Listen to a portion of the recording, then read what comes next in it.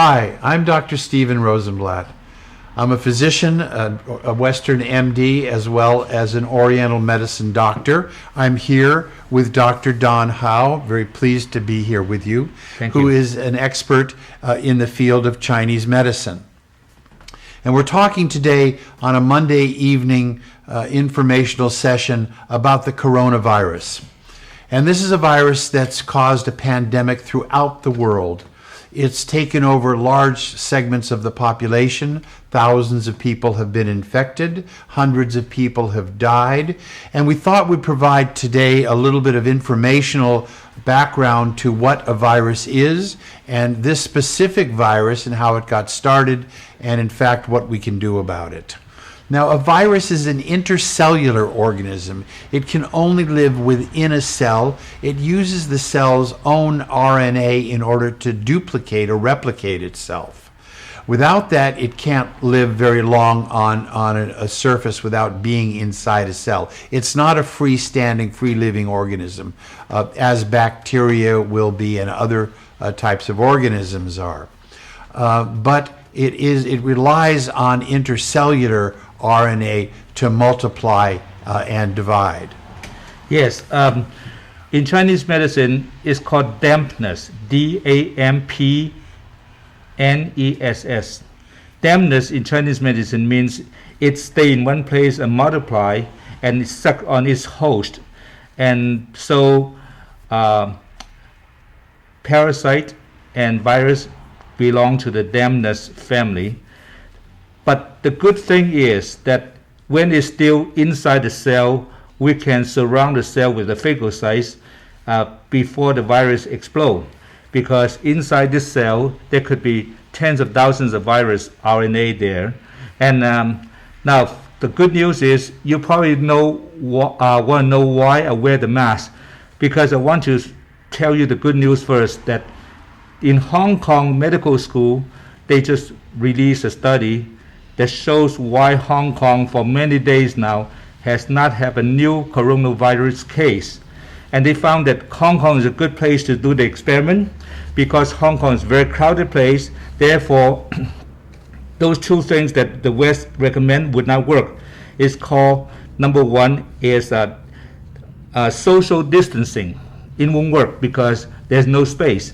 Another word is concentrating in one place. It doesn't work either because the virus, the interaction among people is so much in Hong Kong, and now they found out that the reason it never have a new case now is because people are wearing masks. Therefore, it's not transmitting as vigorously, and there are 5 million to 7 million people on the street all the time in Hong Kong now, and so they're wearing the mask. And I think that is one good thing. Is better than social distancing, and also better than the isolation of the virus people in one place. That is a good news. So Dr. Rosenblatt has shown us how the virus reproduces. So Dr. Rosenblatt, is there anything in the horizon that we can get out of this crisis so that we are not in constant fear? Well, it's important to understand what a coronavirus really is. It's a common virus that's been around for years and years. We're well used to coronaviruses. They infect animals. They infect people. In fact, they're responsible for certain types of the common cold. Now, this coronavirus is a novel, it's an unusual virus. It has an unusual DNA structure. So we're not used to it. We don't have the antibodies to it. And the antibodies are things that our body uses to fight invading organisms, bacteria or viruses or parasites. So we build up these antibodies. We don't have antibodies to this particular novel coronavirus. It invades cells, it uses the cell's own RNA to replicate itself, and then it explodes, and it's very difficult for the body's own immune system to control it. Now, we're finding new ways of developing vaccines for it, and we hope that we'll have a vaccine for it. But it's very difficult to treat a virus after it's started to get infected into the cell. So, as you say, it's important to treat it early. Now, this virus seems to invade through mucous membranes in the nose or in the throat, and many viruses do the same thing. As it invades into the nose, it penetrates into the system deeper and eventually goes into the lung tissue. Different viruses have proclivity for different types of tissues. This type of virus has a proclivity for lung tissue and seems to affect the lungs more deeply than any other tissue. Yes, and it goes along with the Chinese thinking about how the disease happened. According to the step-by-step way, they think that when it invades the lung, then the lung belongs to the metal family. So metal family that destroy the wood, which is liver. And then when the liver destroyed, then it destroyed the earth, which is the digestive system. And when it destroyed the digestive system, earth then destroy water, which is kidney. So it actually agree with the Chinese observation through the Chinese medical system, step by step by step by step. However, we can be ahead of it, and that is a good thing, and so that we can treat the liver before it invades the liver, for example. So it's important to affect this virus on a very early level, and that's what we're trying to do with building up the body's immune system. And you know, those of us that have worked in medicine for numbers of years, we might recommend things like vitamin C. We might recommend things like zinc lozenges. There are certain herbs used to build up the immune system. And by building up the host, the patient's own immune system, it's able to attack the virus at the first time, at the first moment that it invades. And this is one of the ways that we're hoping to be able to utilize the body's own immune system to, in very early stages, affect the virus and not allow it to spread from cell to cell to cell, which it can do. It spreads from one cell to another. But the research going on in China right now, where it was first utilized, shows that there are ways of being able to affect viruses and being able to prevent the spread on a larger level. Yes, the most important thing right now is to focus on the good news, that we can use the good news to heal this virus and to put a person back to health. And the way that they try to do is to limit the amount of virus duplication. So therefore they say wear the mask and don't shake hands so that we don't multiply the virus. And with time, the virus will decrease its immunity to our own defense. And then therefore we call that there's a herd immunity. Means that we've mixed a group of people with that immunity together, and then that is how we overcome this virus eventually. Right. This has been very similar to viruses that we've seen in the past. We're all familiar with the SARS virus, and there was the avian flu virus, and there was the swine flu virus, and there was the H1N1 virus. So there have been waves of viruses that have come into and affected the human species. The swine flu jumped from pigs. The avian flu jumped from chickens and birds. And so they do cross species, and that's what's happened here, is that this is cross species. It appears to be from bats in central China, either from experimentation that had gone on in the laboratory, or bats in the wild that had allowed this to jump species. And what we're trying to find out now, is there a way to prevent this jumping of species and to quickly create a vaccine that builds up antibodies to prevent the spread of this virus within the host body and then passing it from person to person to person. Yes, now the advancement is that we are using robots to test the virus so that they won't be infected like people will be. They're very good. So they're using robots to test people, and also they are using this vaccine developed into a skin oil so that they can control the amount of allergy. so that they can wipe it out rather than taking in inside. And the experiment just begin to be done today. Today is day one of the vaccine development. Right.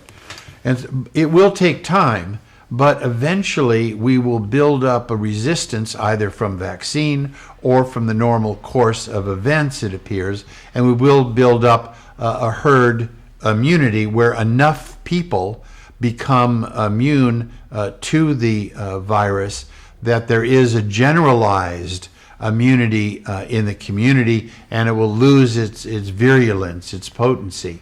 And this is something that's happened for waves of viruses that have gone before. We expect the same thing to happen with this virus, although we don't know what the time course is going to be. We can see from past viruses that there have been time courses that last from several months to 6 months to a year. So again, it's going to be a matter of time before we build up what we call the herd immunity to this particular type of coronavirus. So what herd immunity is like marriage. It's called familiarity breeds contempt. So when the body is familiar with the virus, then it can fight the virus. So therefore, this herd immunity, like, whoa, a group of husbands said, I'm not afraid of you anymore. Just kidding, okay? But that is the real hope of how herd immunity works. It's well put. Yes. Yes. But this is the way that we build up this type of immunity to this virus. Now, the virus, as I mentioned before, has a particular affinity for lung cells. Different viruses affect different cells.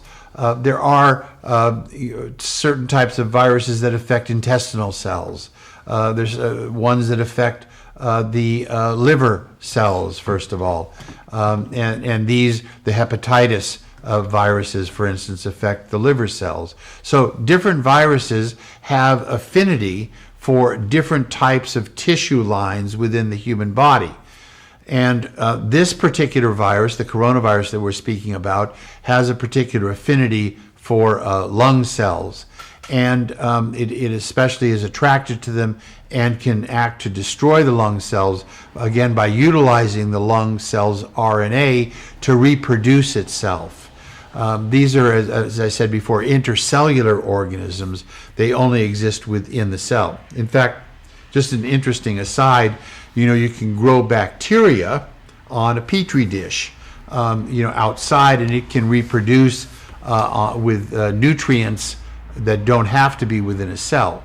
In order to work with viruses, we have to grow them within a cell, and that's why eggs, for instance, are used to a large cell, are used to grow viruses so that they have intercellular RNA to work with.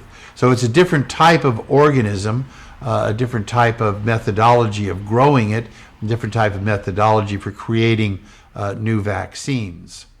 Yeah, and because in our opinion, we don't think there is biological weapon, we don't think it's a chemical weapon, because if it is chemical weapon, a biological weapon, it'll hurt the young people most.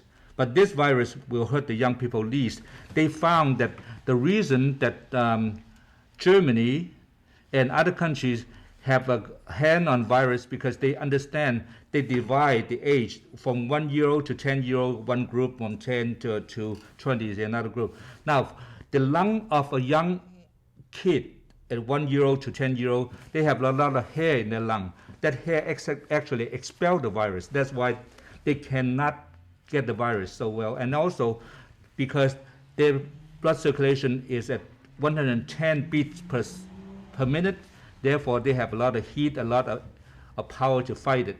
And therefore we really think that it is definitely not a biological weapon. It is actually a blessing in disguise, in the sense that because of this virus, it unites the world with goodwill. Right. So as Dr. Ha mentioned, the younger cells have cilia in them and hair-like projections on the cell that tend to sweep out the lungs and tend to sweep out the virus. It's much more difficult to attach to younger cells. That's what we think. That's our operational explanation for why it's not affecting younger groups as much as it is seniors. And as people age, they lose a lot of the cilia, they lose a lot of the resilience in the lungs. It may be exposure to cigarette smoke, it may be exposure to toxins in the air, it may be exposure to smoke, other things in the environment that cause the lungs themselves to become less resistant to these types of organisms like viruses. So we find that there's more respiratory illness in senior citizens, in elderly people. So it appears that this virus, which attacks lung cells, can more easily attack lung cells of senior citizens and the elderly, the most seniors in our population, the most vulnerable in our population. Yes, and then because of new technology, we are no longer like our grandfather's medicine for good reason. Now we have robots to do the testing. We have robots to do the experiment. So there's no infectious disease from people to people. And also, we also have computers, super speedy computers, that now they succeeded in analyzing 8,000 combinations down to 77. And if we don't have these computers, it could take many years. Now it has been accomplished, and therefore it is reasonable to expect a vaccine within 16 months or less. And the technology has given us some advantages like this in order to develop vaccines. Now, vaccines are a way of boosting our own immune system. It isn't the vaccine itself that kills the virus. So it isn't injecting a vaccine that actually destroys the viral tissue. The vaccine creates the body or stimulates the body in order to create its own immunoglobulins and its own antibodies to the virus. So it's ready to fight the virus as soon as the first viral cell invades, or the viral particle invades, I should say. So as soon as the first viral particle invades, there's already what we call preformed antibodies as a result of these vaccines. The vaccines stimulate the body's own immune system and, in a sense, put it on alert. So the entire immune system is alerted and has preformed antibodies ready to attack the first viral particle. Otherwise, without this, viruses invade, and it takes a longer period of time for the body, the host, to mount a defense against this virus. But by using a vaccine, we allow the body to preform these antibodies to create a defense already when the first viral particle invades. It's a tremendous advantage and gives us what we call immunity to this particular type of viral invasion. Yes, and also the most important in this vaccine development is the direction. We want to make sure the vaccine knows the direction where to go. For example, we want the vaccine to go to the lung. We want the vaccine to go to the liver, the kidney. And in that sense, we use electrical acupuncture to alert and to make the body aware, like a EKG, EMG, electrical. So the electricity is an alert system for the body to just go there with the direction. So that's why we can combine East and West and really do a lot of contribution to the society at this time. And so that is why I want to learn from Dr. Rosenblatt to use Western diagnosis, which is very important. The Eastern diagnoses are good too. The Eastern diagnosis is about balancing. The Western diagnosis is about attacking the external invasion. The Eastern medicine is to prepare the body internally to fight it. So, therefore, our Eastern thinking is that if the body is strong, we can fight better. The Western thinking is that we need some external element. So in this case, the external element in the West is medication. the external element in the yeast is electroacupuncture. In a sense, this is a kind of a poetic situation in that this virus initially came from China. And many of the advances and techniques to treat it and prevent it are also going to come from China. So where the original disease came from also helps to provide the solution to the problem. And I think it's a very balanced situation. I call it poetic, if you will, where the disease coming and the solution, the cure, is also coming from the same place. Yeah, so this is focusing on the awareness of caring. So we, due to all these things that happen to us, to everybody, we are aware that everybody care about each other. And because of that caring, then it forms a unity. The unity is influence to our soul then influence our inner self for defense. Now, if we think that we fight as an isolation, we will lose. We will think that we fight with our doctors, our loved ones will win. This is why we always think that Chinese medicine explained to us is that if you have one chopstick, you can break it. But if you have 1,000 chopsticks and break it together, no chopstick could be broken. Good. Now, we do have a clip from China. We have a video clip that we'd like to show that's a little bit diagrammatic and shows the process of disease in a particular patient. Now, this is, of course, an extreme example. This is one of the patients that dies. We have to realize that there's only a small percentage that are dying from coronavirus, and estimates have gone from 2 to 3 to maybe 4%. So this is only, let's say, 3 out of 100 that this would be fatal for. This is an extreme example coming from China. Yeah. But let's look and see. So this talk about what happened in 21 days of the disease. It said 21 days, the first time the virus invade the person through the mucous membrane of the nose into the cell of the lung. Through the virus, the coating of the virus is shed and then invade the structure of the lungs, and then it releases toxins from the virus.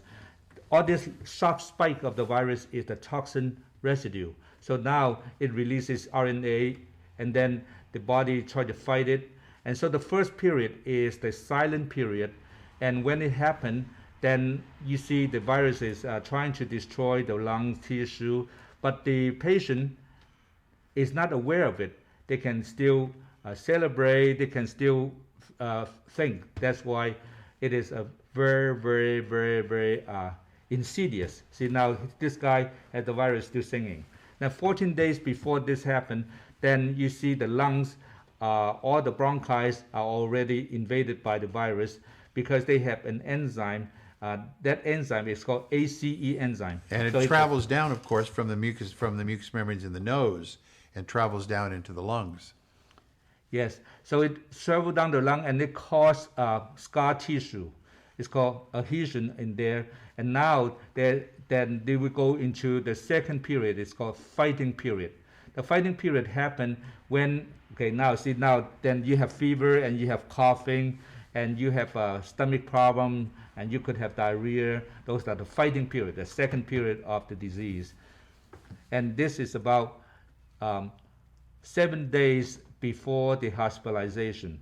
So now you can see the virus, those spikes are the reservoir. And it says 7 days before the hospitalization, you can see that it releases the toxins into the lung. And then later they'll show you by the lung x-ray about the glass-like image of it. And you can see, ground glass of opacities. it. So you can see that those ground glass later, you can see later that in that film, then you see the x-ray image.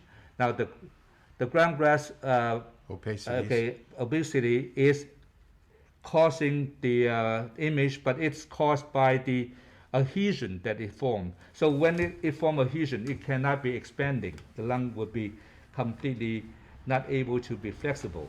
And so now the virus continue to invade, and then it goes to the liver. And when it goes to the liver, as you know that the liver is a very, very important organ that filter out all the toxins.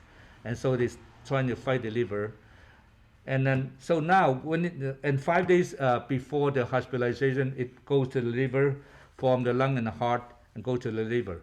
And the liver is trying to fight it, but of course, this virus will win over the liver because this virus is stronger than the liver.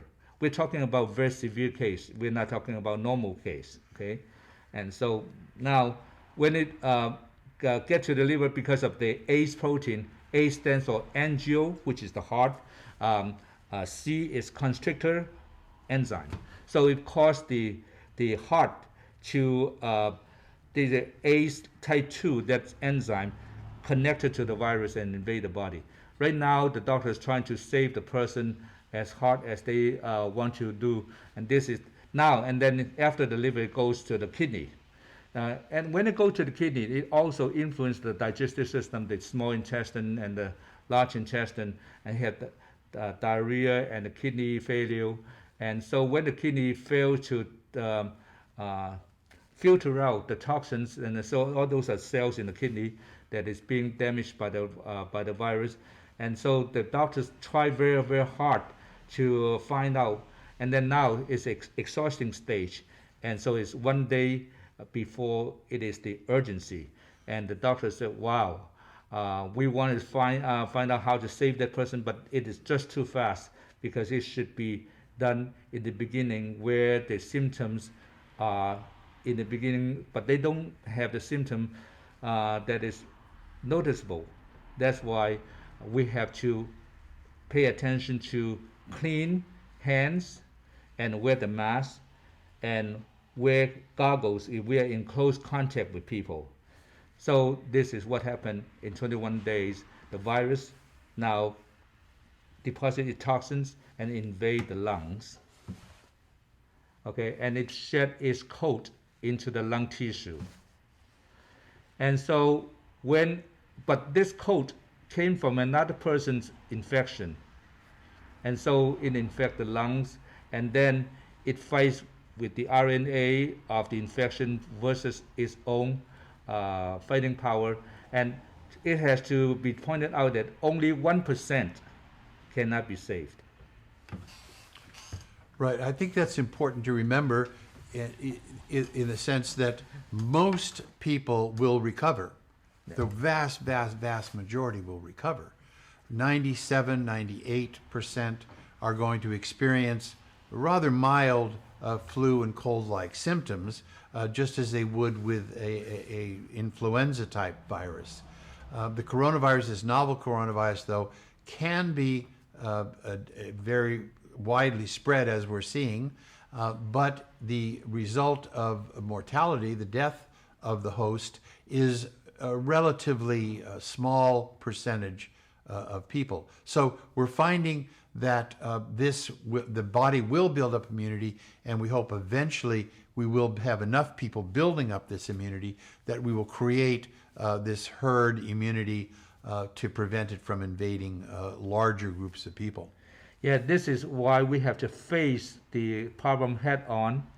We have to try our best to make sure that as many tests performed as possible. And we have to know that if we catch the virus before the symptoms are felt, they are completely saved. Right. Thank you very much for joining with us. We hope this has been an informative discussion. I wanted to thank Dr. Ha for joining with me.